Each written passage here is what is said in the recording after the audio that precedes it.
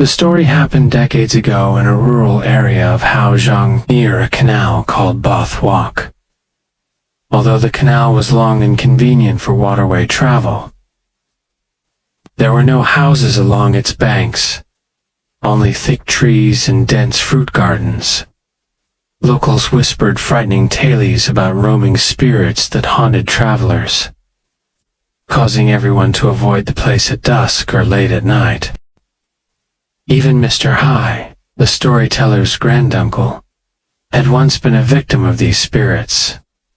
Because of the fear that blanketed the community, no one dared to build homes along the canal.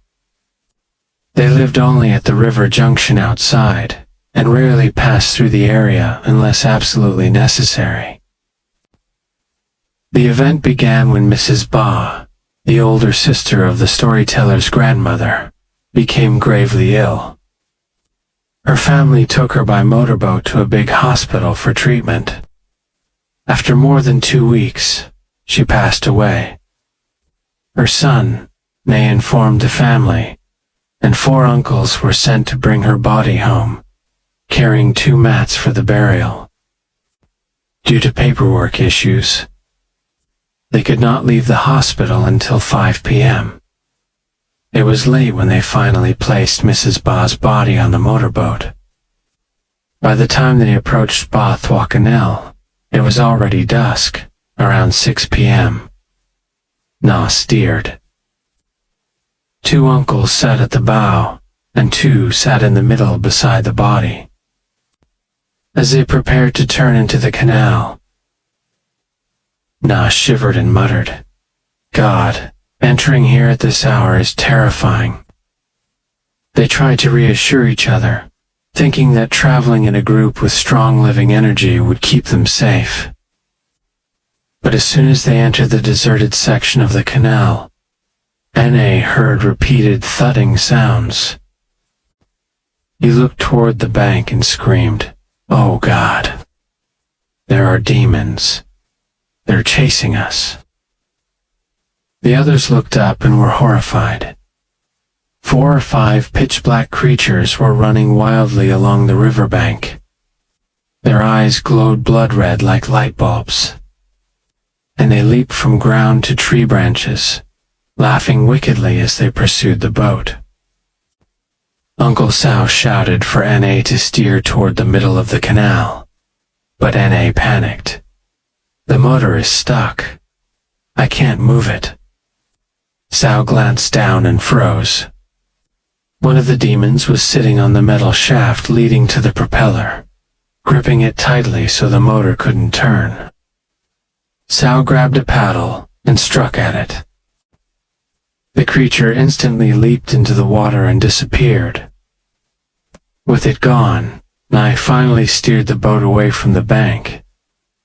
But the group of demons continued running alongside them, laughing eerily, shaking the trees as they chased the boat. The uncles held their paddles tight in fear of being attacked. Only when the boat reached the river junction where houses appeared did the demons vanish. When the family arrived home much later than expected, neighbors gathered to help. Sao trembled as he recounted how they had been chased by demons. Everyone turned pale with fear. Grandmother urged the men to quickly bring Mrs. Ba's body up for burial preparations. But the moment they touched her and lifted her body, something terrifying happened. Mrs. Ba suddenly moved. Her arms bent, then slowly rose straight upward, stiff like a corpse awakened. The 4 uncles screamed and dropped her body onto the boat floor before jumping into the river to escape. Grandmother was so frightened she had to be carried inside. From the riverbank, everyone could see her body lying still, but with both arms raised rigidly toward the sky. Uncle Hai calmed everyone, saying it might be due to muscle contractions after death. He urged them to lift her again. When they brought her inside and laid her on the wooden bed, They massaged her arms with alcohol until they finally loosened and lowered.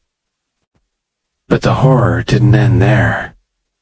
While the family cleaned her body, grandmother heard faint groaning. They turned and saw her body jerking violently.